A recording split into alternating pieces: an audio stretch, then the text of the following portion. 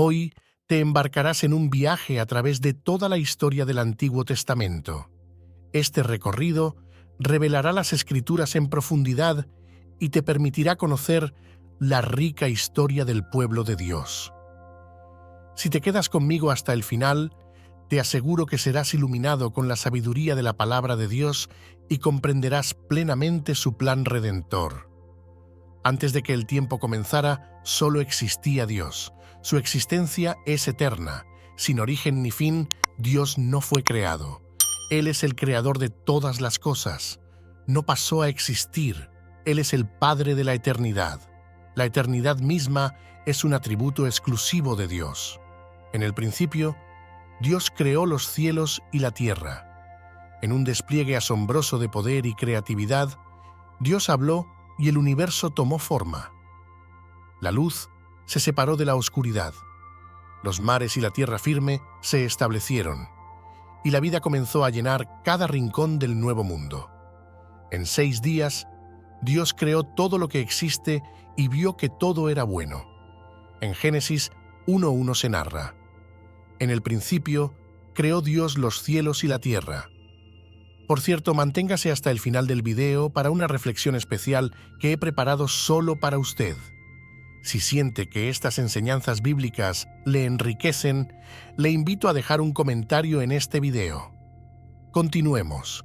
En el 6º día, Dios formó al primer hombre, Adán, del polvo de la tierra, y sopló en él aliento de vida, dándole no solo existencia, sino también un espíritu viviente capaz de relacionarse con su Creador. Para acompañarlo, Dios creó a Eva a partir de una costilla de Adán. Juntos vivieron en el jardín del Edén, un paraíso de abundancia y paz, donde caminaban en perfecta comunión con su Creador. En Génesis 2:7 se narra: Entonces Dios formó al hombre del polvo de la tierra y sopló en su nariz aliento de vida, y fue el hombre un ser viviente. Dios les dio una sola advertencia: no debían comer del árbol del conocimiento del bien y del mal.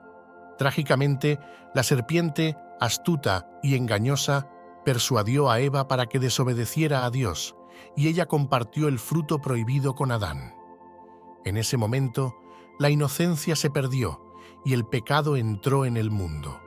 La desobediencia de Adán y Eva tuvo consecuencias devastadoras. Se dieron cuenta de su desnudez y sintieron vergüenza por primera vez. Dios, en su justicia, los expulsó del jardín del Edén para que no comieran del árbol de la vida y vivieran para siempre en su estado caído.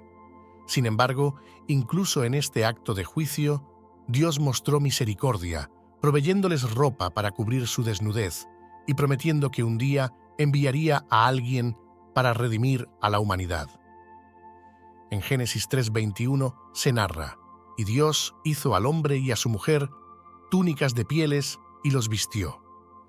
La expulsión del Edén marcó el comienzo de una vida de trabajo arduo y dolor para Adán y Eva, pero también el inicio del plan de redención de Dios para la humanidad. El pecado había entrado en el mundo, pero Dios ya tenía un plan para restaurar lo que se había perdido. Adán y Eva tuvieron 2 hijos, Caín y Abel. Abel era pastor de ovejas y Caín era labrador. Ambos ofrecieron sacrificios a Dios, pero Dios aceptó el sacrificio de Abel y rechazó el de Caín. Lleno de envidia y furia, Caín llevó a su hermano al campo y lo mató, cometiendo el primer asesinato registrado en la historia. En Génesis 4:8 se narra: Y habló Caín a su hermano Abel, y aconteció que estando ellos en el campo, Caín se levantó contra su hermano Abel y lo mató. Después del asesinato de Abel y el destierro de Caín, Adán y Eva tuvieron otro hijo, Set. Su nombre significa compensación, ya que Eva consideró que Dios le había dado otro hijo en lugar de Abel. Con el tiempo, la maldad de la humanidad se incrementó de tal manera que Dios se lamentó de haber creado al hombre. Decidió limpiar la tierra con un diluvio, pero encontró en Noé un hombre justo y perfecto en su generación. Dios instruyó a Noé para construir un arca y llevar en ella a su familia y parejas de cada especie de animales, para salvarlos del diluvio venidero. En Génesis 6:9 se narra: Estas son las generaciones de Noé. Noé, varón justo, era perfecto en sus generaciones. Con Dios caminó Noé. Durante 40 días y 40 noches llovió sin cesar, y las aguas cubrieron la tierra.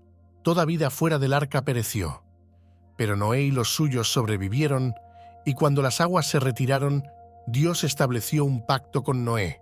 Prometió nunca más destruir la tierra con un diluvio y puso el arco iris en el cielo como señal de este pacto eterno. En Génesis 9:13 se narra: Mi arco he puesto en las nubes, el cual será por señal del pacto entre mí y la tierra. Después del diluvio, los hijos de Noé, Sem, Cam y Jafet, tuvieron roles fundamentales en la reconstitución de la humanidad y son considerados los progenitores de diversas naciones y pueblos. Cada uno de sus descendientes formó diferentes grupos étnicos y naciones que se mencionan y detallan en la Biblia. Sem es reconocido como el ancestro de los pueblos semitas que incluyen a los hebreos, árabes, asirios, arameos y otros. La línea de Sem es especialmente significativa en la narrativa bíblica porque de él descienden los israelitas y eventualmente nuestro Señor Jesucristo. Cam es el padre de varias naciones que a menudo fueron enemigas de Israel. Su descendencia incluye a los cananeos, los egipcios, los filisteos y otros pueblos del norte de África y el cercano Oriente. Jafet es el progenitor de muchos de los pueblos de Europa y partes de Asia. Después del diluvio, los descendientes de Noé se multiplicaron y comenzaron a poblar la tierra. Llegaron a la llanura de Sinar y decidieron construir una ciudad con una torre que llegara hasta el cielo. Su objetivo era hacerse un nombre y evitar ser esparcidos por toda la tierra. En Génesis 11:4 se narra: Y dijeron: Vamos, edifiquémonos una ciudad y una torre cuya cúspide llegue al cielo y hagámonos un nombre, por si fuéremos esparcidos sobre la faz de toda la tierra. Dios, viendo su arrogancia y el peligro de su unidad en el mal, decidió confundir su lenguaje para que no pudieran entenderse entre sí. De este modo, los esparció por toda la tierra, y la ciudad fue llamada Babel, porque allí Dios confundió el lenguaje de toda la tierra. En este punto de la historia, Dios comienza a trabajar de una manera especial a través de un hombre llamado Abram, quien vivía en la tierra de Ur de los Caldeos. Dios le habló, llamándolo a dejar su tierra natal y su familia, para ir a una tierra que él le mostraría. Este llamado fue acompañado de una promesa extraordinaria. Dios haría de Abraham una gran nación, lo bendeciría, y a través de él, todas las familias de la tierra serían bendecidas. En Génesis 12, 1-2 se narra: Dios había dicho a Abraham: Vete de tu tierra y de tu parentela, y de la casa de tu padre, a la tierra que te mostraré, y haré de ti una nación grande, y te bendeciré, y engrandeceré tu nombre, y serás bendición. Abraham, en obediencia a la voz de Dios, dejó su tierra y su parentela, y se dirigió a la tierra de Canaán. Este acto de fe fue monumental, ya que Abraham no sabía exactamente a dónde iba ni cómo se cumplirían las promesas de Dios. Su fe y obediencia fueron recompensadas con la promesa de que se convertiría en el padre de una gran nación. A lo largo de su vida, Dios reiteró y amplió sus promesas a Abraham. Estas promesas incluían la posesión de la tierra de Canaán, una descendencia numerosa, y la bendición, a través de él, para todas las naciones de la tierra. Dios cambió su nombre de Abram a Abraham, que significa padre de multitudes, y el de su esposa de Sarai a Sara.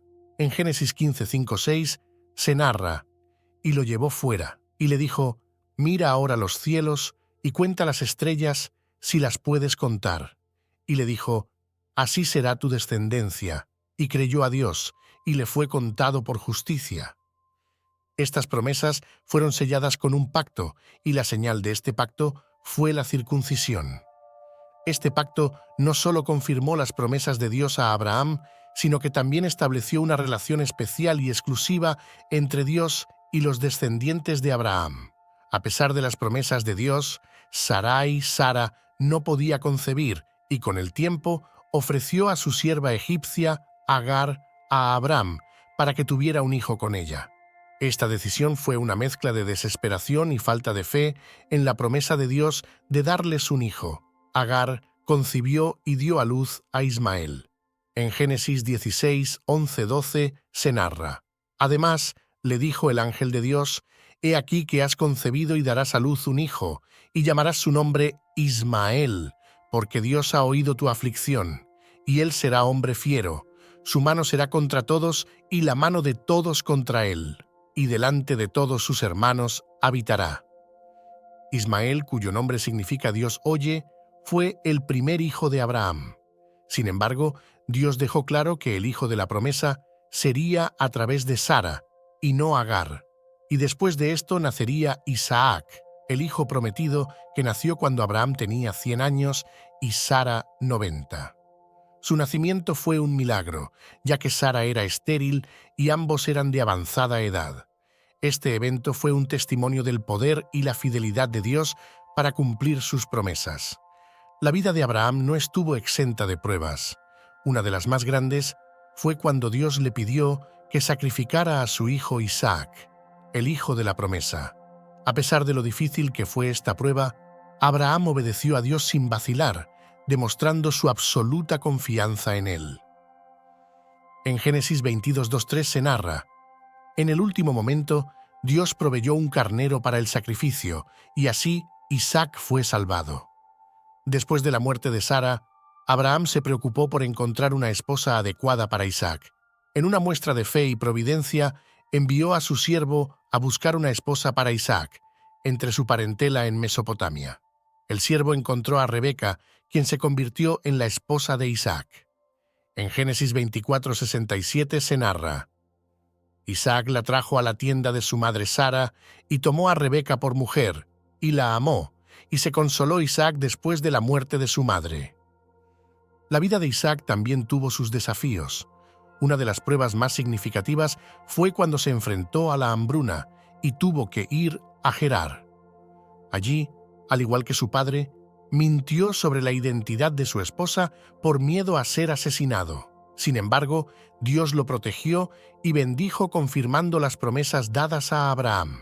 En Génesis 26, 3-4 se narra: Habita como forastero en esta tierra y estaré contigo y te bendeciré, porque a ti y a tu descendencia daré todas estas tierras y confirmaré el juramento que hice a Abraham tu padre. Multiplicaré tu descendencia como las estrellas del cielo y daré a tu descendencia todas estas tierras y todas las naciones de la tierra serán benditas en tu simiente. Isaac también tuvo 2 hijos, Esaú y Jacob, que nacieron después de que Rebeca orara fervientemente a Dios por hijos debido a su esterilidad. Esta oración muestra la fe y la dependencia de Rebeca en Dios. Jacob y Esaú eran gemelos, pero desde el nacimiento Jacob mostró una naturaleza competitiva. Su nombre significa suplantador, porque nació agarrando el talón de su hermano Esaú.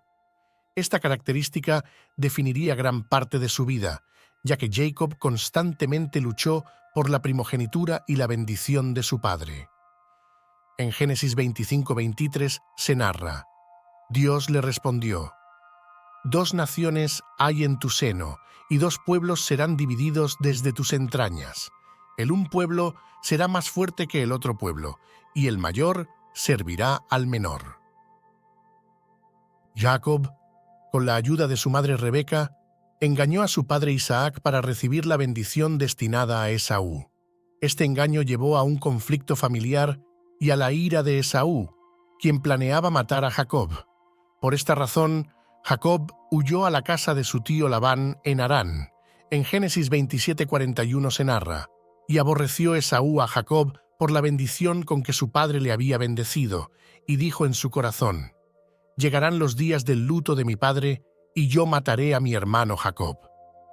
En su huida, Jacob tuvo un sueño en Betel, donde vio una escalera que llegaba al cielo con ángeles subiendo y bajando por ella. En este sueño, Dios le reiteró las promesas hechas a Abraham e Isaac, asegurándole que estaría con él y lo bendeciría. En Génesis 28, 12, 15 se narra: «Y soñó, y he aquí una escalera que estaba apoyada en tierra y su extremo tocaba en el cielo. Y he aquí ángeles de Dios que subían y descendían por ella. Y he aquí, Dios estaba en lo alto de ella, el cual dijo: Yo soy Dios de Abraham tu padre, y Dios de Isaac. La tierra en que estás acostado te la daré a ti y a tu descendencia. Será tu descendencia como el polvo de la tierra, y te extenderás al occidente, al oriente, al norte y al sur. Y todas las familias de la tierra serán benditas en ti y en tu simiente. He aquí, yo estoy contigo y te guardaré por donde quiera que fueres, y volveré a traerte a esta tierra, porque no te dejaré hasta que haya hecho lo que te he dicho». En Harán, Jacob se enamoró de Raquel, la hija menor de Labán, y acordó trabajar 7 años para casarse con ella. Sin embargo, Labán lo engañó y le dio a Lea, la hermana mayor, como esposa. Jacob trabajó otros 7 años para casarse finalmente con Raquel. En Génesis 29:20 se narra: «Así sirvió Jacob por Raquel 7 años y le parecieron como pocos días, porque la amaba». Jacob se casó con Lea y Raquel, las hijas de Labán, y tuvo 12 hijos que se convertirían en las tribus de Israel. Después de muchos años al servicio de Labán, Jacob decidió regresar a Canaán. En el camino, temeroso de encontrarse con Esaú, envió regalos y oraciones para apaciguar la ira de su hermano. En la noche antes de su encuentro, Jacob luchó con un hombre, que resultó ser una manifestación divina. Durante esta lucha, Jacob fue bendecido y su nombre fue cambiado a Israel, que significa el que lucha con Dios. En Génesis 32:28 se narra: «Y el hombre dijo: No se dirá más tu nombre Jacob, sino Israel, porque has luchado con Dios y con los hombres y has vencido». Cuando finalmente se encontró con Esaú, Jacob descubrió que su hermano lo había perdonado. Este encuentro marcó un momento de reconciliación y restauración familiar, mostrando cómo Dios puede sanar las heridas y restaurar las relaciones. En Génesis 33:4 se narra: «Y Esaú corrió a su encuentro y le abrazó, y se echó sobre su cuello y le besó, y lloraron». Después de esto, su hijo favorito, José, fue vendido como esclavo por sus hermanos celosos y llevado a Egipto. A pesar de las adversidades, José se convirtió en un líder poderoso en Egipto, interpretando sueños y gestionando los recursos del país durante una gran hambruna.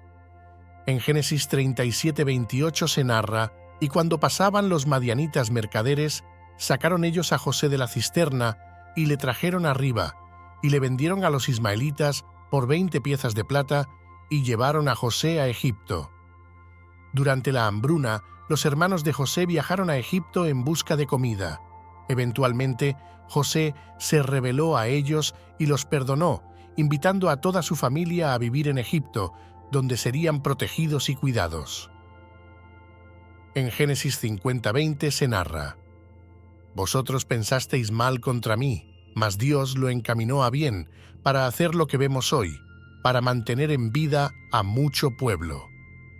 Con el paso del tiempo, la familia de Jacob se multiplicó y se convirtió en un pueblo numeroso en Egipto. Sin embargo, un nuevo faraón, que no conocía a José, subió al poder y comenzó a oprimir a los israelitas, forzándolos a trabajar como esclavos. En medio de su sufrimiento, Dios escuchó sus clamores y decidió liberarlos. En Éxodo 3:7-8 se narra: «Dijo luego Dios: Bien he visto la aflicción de mi pueblo que está en Egipto, y he oído su clamor a causa de sus exactores, pues he conocido sus angustias, y he descendido para librarlos de mano de los egipcios, y sacarlos de aquella tierra a una tierra buena y ancha, a tierra que fluye leche y miel». Dios llamó a Moisés, un hombre hebreo criado en la corte del faraón para liderar a su pueblo fuera de Egipto. A través de Moisés, Dios envió 10 plagas devastadoras sobre Egipto para persuadir al faraón de liberar a los israelitas. Finalmente, después de la 10ª plaga, que mató a todos los primogénitos de Egipto, el faraón permitió que los israelitas se fueran. Mientras los israelitas escapaban, el faraón cambió de opinión y envió a su ejército tras ellos. Atrapados entre el ejército egipcio y el Mar Rojo, Dios hizo un milagro. Dividió las aguas del mar, permitiendo que los israelitas cruzaran en seco. Cuando los egipcios intentaron seguirlos, las aguas volvieron a su lugar y los ahogaron. En Éxodo 14, 21, 22 se narra: «Y extendió Moisés su mano sobre el mar, e hizo Dios que el mar se retirase por recio viento oriental toda aquella noche, y tornó el mar en seco, y las aguas quedaron divididas». Entonces entraron por en medio del mar en seco, teniendo las aguas como muro a su derecha y a su izquierda. Después de cruzar el Mar Rojo, los israelitas viajaron al monte Sinaí, donde Dios les dio los 10 mandamientos y estableció una alianza con ellos. Esta alianza formó la base de su relación con Dios y su identidad como pueblo elegido.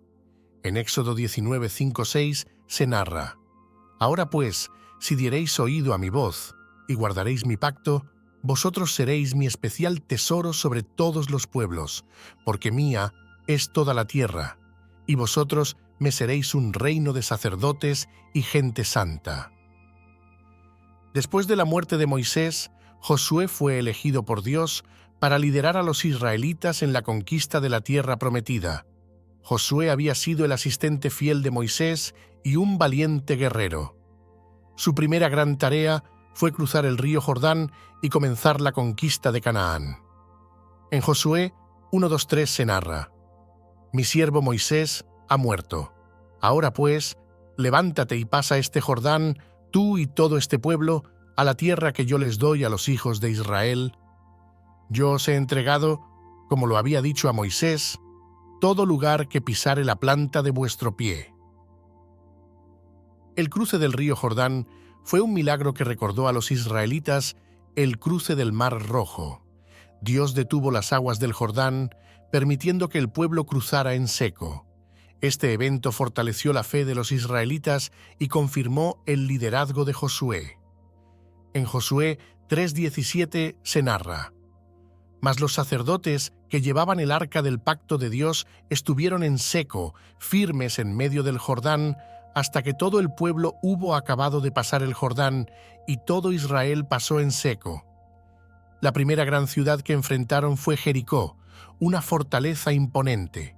Dios dio instrucciones específicas a Josué para la toma de la ciudad. Los israelitas marcharon alrededor de Jericó durante 7 días, y al 7º día, las murallas cayeron después de que los sacerdotes tocaran las trompetas y el pueblo gritara. La campaña de conquista continuó con la captura de otras ciudades importantes como Jai, Hebrón y Debir. Dios instruyó a los israelitas a destruir completamente a los habitantes de estas ciudades para evitar la influencia de sus prácticas idolátricas y pecaminosas. Después de varias victorias, Josué repartió la tierra entre las 12 tribus de Israel. Cada tribu recibió su herencia conforme a las instrucciones de Dios. La tierra se distribuyó mediante un sorteo, asegurando que cada tribu tuviera su porción, cumpliendo así las promesas de Dios a Abraham, Isaac y Jacob. Aunque los israelitas conquistaron gran parte de Canaán, no expulsaron completamente a todos los habitantes cananeos. Esta desobediencia parcial llevó a futuras dificultades, ya que los pueblos restantes continuaron influyendo negativamente en Israel, llevándolos a la idolatría y al pecado. Con la muerte de Josué y la generación que conquistó Canaán, comenzó un nuevo capítulo en la historia de Israel, el período de los jueces. Este fue un tiempo caracterizado por ciclos de apostasía, opresión, clamor a Dios y liberación. Después de la muerte de Josué, los israelitas rápidamente cayeron en la idolatría, adorando a los dioses de los pueblos vecinos. Esta infidelidad llevó a la opresión por parte de diversas naciones, que Dios permitió como castigo por su desobediencia. En Jueces 2:11-12 se narra: «Y los hijos de Israel hicieron lo malo ante los ojos de Dios y sirvieron a los Baales. Dejaron a Dios, el Dios de sus padres, que los había sacado de la tierra de Egipto, y se fueron tras otros dioses, los dioses de los pueblos que estaban en sus alrededores, a los cuales adoraron y provocaron a ira a Dios». En su angustia, los israelitas clamaban a Dios por liberación. En respuesta, Dios levantaba jueces, líderes carismáticos y militares que guiaban al pueblo a la victoria sobre sus opresores y restauraban la paz temporal. En Jueces 2:16 se narra: «Y Dios levantó jueces que los librasen de mano de los que les despojaban». Uno de los jueces principales fue Otoniel, el primer juez de Israel, quien liberó al pueblo de la opresión de Cusán Risatayim, rey de Mesopotamia. Otro juez fue Ehud, un juez zurdo que liberó a Israel de la opresión de Eglón, rey de Moab, con un audaz asesinato. También está Débora, la única juez mujer, quien junto con Barak liberó a Israel de la opresión de Jabín, rey de Canaán. Gedeón fue llamado por Dios para liberar a Israel de los madianitas. Con un pequeño ejército de 300 hombres, Gedeón derrotó al ejército de Madián mediante una estrategia divinamente inspirada. Jefté, hijo de una ramera, fue rechazado por su familia, pero más tarde fue llamado para liderar a Israel contra los amonitas. Sansón, conocido por su fuerza sobrenatural, luchó contra los filisteos, pero fue traicionado por Dalila. En su muerte, Sansón derribó el templo filisteo, matando a muchos de sus enemigos. La historia del establecimiento del reino de Israel es un capítulo fundamental en el Antiguo Testamento. Este periodo abarca desde el fin del tiempo de los jueces hasta la monarquía unida bajo los reyes Saúl, David y Salomón. A través de estos eventos vemos cómo Dios dirige la transición de Israel de una confederación de tribus a una nación unida bajo un gobierno centralizado. Samuel fue el último de los jueces y un profeta significativo en la historia de Israel. Nació como respuesta a las oraciones de su madre Ana, quien lo dedicó al servicio de Dios desde su nacimiento. Samuel fue criado en el tabernáculo bajo la tutela del sacerdote Elí. En 1 de Samuel 1:27-28 se narra: «Por este niño oraba, y Dios me dio lo que le pedí. Yo pues lo dedico también a Yahvé. Todos los días que viva será de Dios». Y adoró allí a Yahvé. Samuel se convirtió en un líder espiritual, militar y judicial de Israel. Su integridad y devoción a Dios le ganaron el respeto del pueblo. Sin embargo, los israelitas comenzaron a demandar un rey para que los gobernara como las demás naciones, lo que marcó el fin del periodo de los jueces. En 1 de Samuel 8:4-5 se narra: «Entonces todos los ancianos de Israel se juntaron y vinieron a Ramá para ver a Samuel, y le dijeron: He aquí tú has envejecido, y tus hijos no andan en tus caminos. Por tanto, constitúyenos ahora un rey que nos juzgue como tienen todas las naciones». Dios accedió a la petición del pueblo, aunque les advirtió a través de Samuel sobre las implicaciones y los desafíos de tener un rey. A pesar de las advertencias, el pueblo insistió y Dios instruyó a Samuel para que ungiera a Saúl como el primer rey de Israel. En 1 de Samuel 8:19-22 se narra: «Pero el pueblo no quiso oír la voz de Samuel y dijo: No, sino que habrá rey sobre nosotros, y nosotros seremos también como todas las naciones, y nuestro rey nos gobernará y saldrá delante de nosotros y hará nuestras guerras». Y oyó Samuel todas las palabras del pueblo y las refirió en oídos de Dios. Y Dios dijo a Samuel: «Oye su voz, y pon rey sobre ellos». Entonces dijo Samuel a los varones de Israel: idos cada uno a vuestra ciudad. Saúl, de la tribu de Benjamín, fue elegido por Dios y ungido por Samuel como el primer rey de Israel. Al principio, Saúl demostró ser un líder valiente y capaz, ganándose la confianza y el apoyo del pueblo.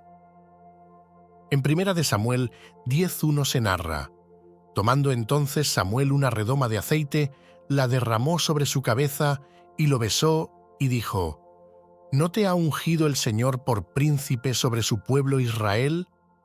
Saúl comenzó su reinado con éxito, liderando a Israel en varias victorias militares contra sus enemigos, incluyendo a los amonitas y los filisteos.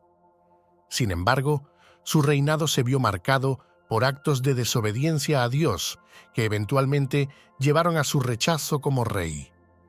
En 1 Samuel 13:14 se narra: entonces Samuel dijo a Saúl: locamente has hecho, no guardaste el mandamiento del Señor tu Dios que Él te había ordenado, pues ahora el Señor hubiera confirmado tu reino sobre Israel para siempre.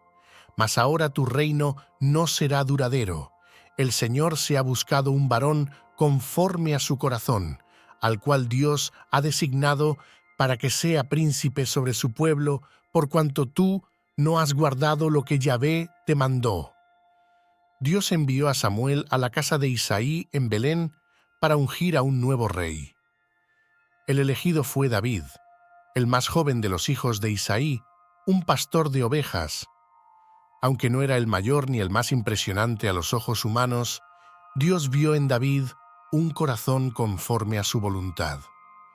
En 1 Samuel 16:7 se narra: y Yahvé respondió a Samuel: no mires a su parecer ni a lo grande de su estatura, porque yo lo desecho. Porque Yahvé no mira lo que mira el hombre, pues el hombre mira lo que está delante de sus ojos, pero Yahvé mira el corazón. David ganó prominencia al enfrentarse y derrotar al gigante filisteo Goliat con una honda y una piedra, mostrando una fe y valentía extraordinarias que inspiraron a todo Israel.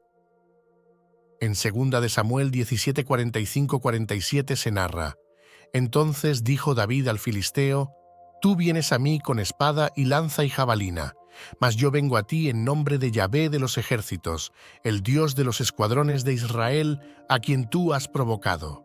El Señor te entregará hoy en mi mano, y yo te venceré, y te cortaré la cabeza, y daré hoy los cuerpos de los filisteos a las aves del cielo y a las bestias de la tierra, y toda la tierra sabrá que hay Dios en Israel, y sabrá toda esta congregación que Dios nos salva con espada y con lanza, porque de Dios es la batalla, y Él os entregará en nuestras manos.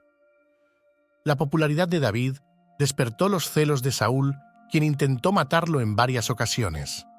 David, sin embargo, respetó siempre la unción de Saúl como rey y se negó a levantar su mano contra él. Este periodo de persecución demostró la integridad y la paciencia de David. En 2 Samuel 24:10 se narra: he aquí, hoy han visto tus ojos como Yahvé, te ha puesto hoy en mis manos en la cueva, y me dijeron que te matase, pero te perdoné, porque dije: no extenderé mi mano contra mi Señor, porque Él es el ungido del Señor. Después de la muerte de Saúl en batalla, David fue proclamado rey de Judá, y más tarde de todo Israel. Estableció Jerusalén como la capital del reino y trasladó allí el Arca del Pacto, unificando a la nación tanto política como espiritualmente.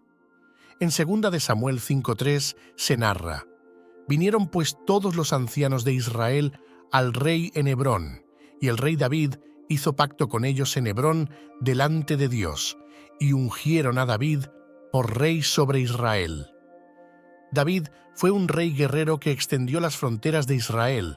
Sin embargo, también tuvo fallos significativos, como su pecado con Betsabé y el asesinato de Urías, lo que trajo consecuencias graves para su familia y su reino. En 2 Samuel 12:9-10 se narra: ¿por qué, pues, tuviste en poco la palabra de Dios, haciendo lo malo delante de sus ojos? A Urías, Eteo, heriste a espada, y tomaste por mujer a su mujer, y a él lo mataste con la espada de los hijos de Amón. Por lo cual ahora no se apartará jamás de tu casa la espada, por cuanto me menospreciaste y tomaste la mujer de Urías Heteo para que fuese tu mujer. Salomón, hijo de David y Betsabé, ascendió al trono tras la muerte de su padre. Conocido por su sabiduría, Salomón pidió a Dios entendimiento para gobernar a su pueblo, y Dios le concedió sabiduría, riqueza y honor. En Primera de Reyes 3:9-12 se narra: «Da pues a tu siervo corazón entendido para juzgar a tu pueblo y para discernir entre lo bueno y lo malo, porque ¿quién podrá gobernar este tu pueblo tan grande?». Y agradó delante del Señor que Salomón pidiese esto, y le dijo Dios: «¿Por qué has demandado esto, y no pediste para ti muchos días, ni pediste para ti riquezas, ni pediste la vida de tus enemigos, sino que demandaste para ti inteligencia para oír juicio? He aquí lo he hecho conforme a tus palabras. He aquí que te he dado corazón sabio y entendido, tanto que no ha habido antes de ti otro como tú, ni después de ti se levantará otro como tú». Uno de los mayores logros de Salomón fue la construcción del templo en Jerusalén, un lugar permanente para la adoración de Dios y el sacrificio. Este templo se convirtió en el centro religioso y espiritual de Israel. En Primera de Reyes 6:1 se narra: «En el año 480, después que los hijos de Israel salieron de la tierra de Egipto, en el 4.º año del reinado de Salomón sobre Israel, en el mes de Sif, que es el 2.º mes, comenzó él a edificar la casa de Dios». Durante el reinado de Salomón, Israel experimentó un periodo de gran prosperidad, comercio e influencia internacional. Sin embargo, Salomón también tuvo sus fallos, especialmente al tomar muchas esposas extranjeras que lo llevaron a la idolatría. Esta desobediencia causó la decadencia espiritual de Israel y preparó el escenario para la división del reino. En Primera de Reyes 11:4 se narra: «Y cuando Salomón era ya viejo, sus mujeres inclinaron su corazón tras dioses ajenos, y su corazón no era perfecto con el Señor su Dios, como el corazón de David su padre». Después de la muerte de Salomón, el reino se dividió en dos: el reino del norte, conocido como Israel, y el reino del sur, conocido como Judá. Esta división resultó de la desobediencia de Salomón y las políticas opresivas de su hijo Roboam. Tras la muerte de Salomón, su hijo Roboam ascendió al trono. Sin embargo, su falta de sabiduría y su negativa a aligerar la carga tributaria provocaron la rebelión de las 10 tribus del norte que eligieron a Jeroboam como su rey. Así, el reino se dividió en dos: el reino del norte, Israel, con su capital en Samaria, y el reino del sur, Judá, con su capital en Jerusalén. En Primera de Reyes 12:6 se narra: «Cuando todo Israel vio que el rey no les había oído, respondió el pueblo al rey diciendo: ¿Qué parte tenemos nosotros con David? No tenemos heredad en el hijo de Isaí. Israel a tus tiendas, provee ahora David a tu casa». Y el pueblo de Israel se fue a sus tiendas. Israel, el reino del norte, tuvo una sucesión de reyes, muchos de los cuales llevaron al pueblo a la idolatría y al pecado. Entre los más destacados se encuentran Jeroboam, quien estableció ídolos en Betel y Dan para evitar que la gente fuera a Jerusalén a adorar. En Primera de Reyes 12:28-30 se narra: «Y habiendo tomado consejo, hizo el rey 2 becerros de oro, y dijo al pueblo: Bastante habéis subido a Jerusalén. He aquí tus dioses, oh Israel, los cuales te hicieron subir de la tierra de Egipto, y puso uno en Betel y el otro en Dan. Y esto fue causa de pecado, porque el pueblo iba a adorar delante de uno hasta Dan». Acab y Jezabel, influenciados por su esposa Jezabel, promovieron la adoración a Baal y persiguieron a los profetas de Dios. En Primera de Reyes 16:30 y 31 se narra: «Y Acab, hijo de Omri, hizo lo malo ante los ojos de Yahvé más que todos los que reinaron antes de él, porque le fue ligera cosa andar en los pecados de Jeroboam, hijo de Nabat. y tomó por mujer a Jezabel, hija de Ed-Baal, rey de los Sidonios, y fue y sirvió a Baal, y lo adoró. Judá, el reino del sur, tuvo algunos reyes piadosos que intentaron reformar el culto y traer al pueblo de vuelta a Dios. Entre los más destacados se encuentran Asa, quien llevó a cabo reformas religiosas y removió los ídolos. En Primera de Reyes 15:11 se narra: Asa hizo lo recto ante los ojos de Dios, como David su padre. Josafat continuó con las reformas de Asa y fortaleció a Judá espiritualmente. En Segunda de Crónicas 17:3 y 4 se narra: y Dios estuvo con Josafat, porque anduvo en los primeros caminos de David su padre, y no buscó a los Baales, sino que buscó al Dios de su padre, y anduvo en sus mandamientos, y no según las obras de Israel. Josías redescubrió el libro de la ley y llevó a cabo una reforma radical. En Segunda de Reyes 23:25 se narra: no hubo otro rey antes de él que se convirtiese a el Señor de todo su corazón, de toda su alma y de todas sus fuerzas, conforme a toda la ley de Moisés, ni después de él nació otro igual. Durante este tiempo, Dios levantó profetas para advertir, exhortar y consolar a su pueblo. Los profetas desempeñaron un papel crucial en llamar a Israel y Judá al arrepentimiento y advertirles de las consecuencias de su pecado. Elías, uno de los profetas más poderosos y temidos, enfrentó directamente a Acab y Jezabel. Su vida estuvo marcada por milagros, como la resurrección del hijo de la viuda de Zarepta y el desafío a los profetas de Baal en el Monte Carmelo. En Primera de Reyes 18:36-39 se narra: cuando llegó la hora de ofrecerse el holocausto, se acercó el profeta Elías y dijo: Jehová, Dios de Abraham, de Isaac y de Israel, sea hoy manifiesto que tú eres Dios en Israel, y que yo soy tu siervo, y que por mandato tuyo he hecho todas estas cosas. Respóndeme, Señor, respóndeme, para que conozca a este pueblo que tú, oh Dios, eres el Dios, y que tú vuelves a ti el corazón de ellos. Entonces cayó fuego de Dios y consumió el holocausto, la leña, las piedras y el polvo, y aún lamió el agua que estaba en la zanja. Viéndolo todo el pueblo, se postraron y dijeron: Yahvé es el Dios, Yahvé es el Dios. Eliseo, discípulo de Elías, continuó su ministerio y realizó muchos milagros, incluyendo la multiplicación del aceite de la viuda y la resurrección del hijo de la tsunamita. En Segunda de Reyes 4:32-35 se narra: y venido Eliseo a la casa, he aquí que el niño estaba muerto, tendido sobre su cama. Entrando él, entonces cerró la puerta tras ambos y oró a Yahvé.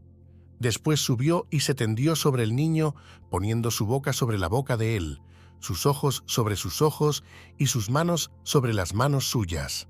Así se tendió sobre él, y el cuerpo del niño entró en calor. Volviéndose luego, se paseó por la casa de una parte a otra, y después subió y se tendió sobre él nuevamente. Y el niño estornudó 7 veces y abrió sus ojos. Isaías proclamó mensajes de juicio y esperanza, prediciendo la venida del Mesías. En Isaías 9 se narra: porque un niño nos es nacido, hijo nos es dado, y el principado sobre su hombro. Y se llamará su nombre: Admirable, Consejero, Dios fuerte, Padre eterno, Príncipe de paz. Jeremías, llamado el profeta llorón, advirtió sobre la inminente destrucción de Jerusalén y el exilio a Babilonia.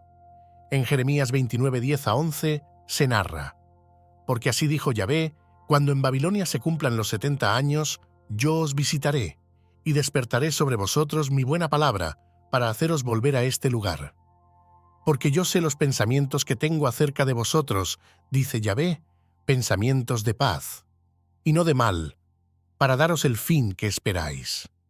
Ezequiel, exiliado en Babilonia, tuvo visiones de la restauración de Israel y la gloria futura del templo. En Ezequiel 36:24-27 se narra: y os tomaré de las naciones, y os recogeré de todas las tierras, y os traeré a vuestro país.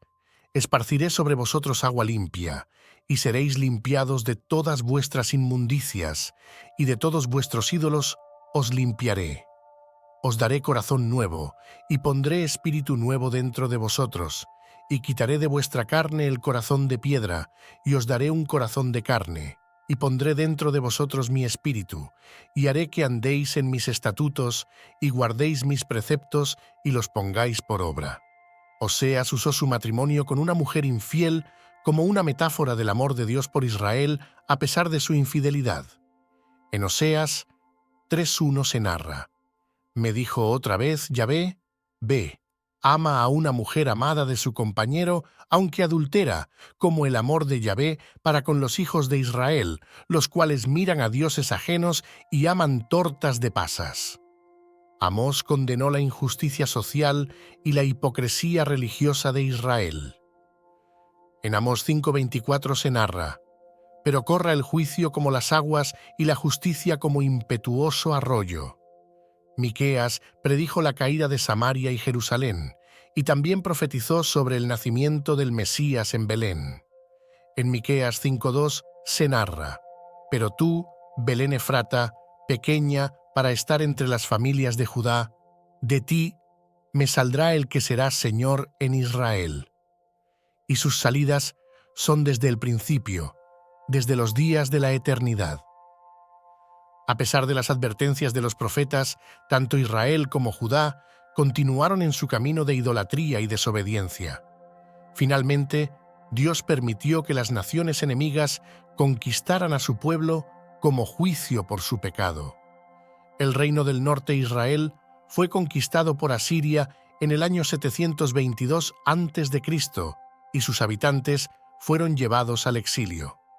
En Segunda de Reyes 17:6 se narra: En el año 9 de Oseas, el rey de Asiria tomó Samaria y llevó a Israel cautivo a Asiria, y los puso en Halá y en Habor, junto al río Gozán, y en las ciudades de los medos. Judá, el reino del sur, sobrevivió por más tiempo, pero finalmente también cayó debido a su pecado. En el año 586 a.C., los babilonios, bajo el liderazgo de Nabucodonosor, conquistaron Jerusalén, destruyeron el templo y llevaron a muchos de los judíos al exilio en Babilonia. En Segunda de Reyes 25:8 y 9 se narra: En el mes quinto, a los 7 días del mes, que era el año 19 del rey Nabucodonosor, rey de Babilonia, vino a Jerusalén Nabuzaradán, capitán de la guardia, siervo del rey de Babilonia, y quemó la casa de Yahvé y la casa del rey, y todas las casas de Jerusalén y todas las casas de los grandes quemó a fuego. Durante el exilio en Babilonia, los judíos enfrentaron la tarea de mantener su identidad y fe en un entorno pagano. Profetas como Ezequiel y Daniel jugaron un papel crucial en mantener viva la esperanza y la fe del pueblo. En Jeremías 29:10-11 se narra: Porque así dijo Yahvé, cuando en Babilonia se cumplan los 70 años, yo os visitaré, y despertaré sobre vosotros mi buena palabra, para haceros volver a este lugar. Porque yo sé los pensamientos que tengo acerca de vosotros, dice Jehová, pensamientos de paz y no de mal, para daros el fin que esperáis. Después de 70 años en el exilio, Dios movió el corazón de Ciro, rey de Persia, para permitir que los judíos regresaran a su tierra y reconstruyeran el templo. Este decreto marcó el inicio del retorno y la restauración de Jerusalén. En Esdras 1:1-3 se narra: En el primer año de Ciro, rey de Persia, para que se cumpliese la palabra de Yahvé por boca de Jeremías, despertó Yahvé el espíritu de Ciro, rey de Persia, el cual hizo pasar pregón por todo su reino y también por escrito, diciendo: Así dice Ciro, rey de Persia, Yahvé, el Dios de los cielos, me ha dado todos los reinos de la tierra y me ha mandado que le edifique casa en Jerusalén, que está en Judá.